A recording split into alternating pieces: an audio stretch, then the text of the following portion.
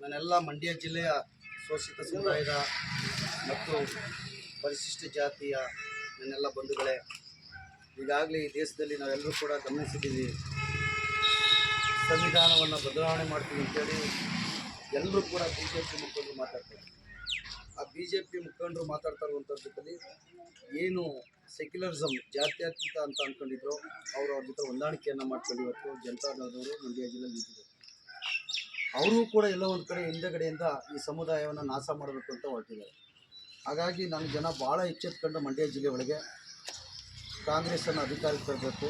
ಇವತ್ತು ಕಾಂಗ್ರೆಸ್ಸಿನ ರಾಷ್ಟ್ರೀಯ ನಾಯಕರಾದಂಥ ಮಲ್ಲಿಕಾರ್ಜುನ ಖರ್ಗೆ ಅವರು ಇರ್ಬೋದು, ಅಲ್ಲಿಂದ ರಾಜ್ಯ ನಾಯಕರಾದಂಥ ಡಾಕ್ಟರ್ G. ಪರಮೇಶ್ವರ್ ಇರ್ಬೋದು, ಮಾದೇವನವರು ಇರ್ಬೋದು, ಮುನಿಯಪ್ಪನವರು ಇರ್ಬೋದು, ಮಂಡ್ಯ ಜಿಲ್ಲೆಯ ಉಸ್ತುವಾರಿ ಸಚಿವರಾದಂಥ ನರೇಂದ್ರ ಸ್ವಾಮಿಯವರು, ಚಲುವರಾಯಸ್ವಾಮಿಯವರು ಮತ್ತು ನರೇಂದ್ರ ಸ್ವಾಮಿಯವರು ಇವರೆಲ್ಲರೂ ಕೂಡ ಮತ್ತು ಶಾಸಕರು ವಿಜಯಗೌಡರು ಕೈ ಬಲಪಡಿಸಬೇಕು.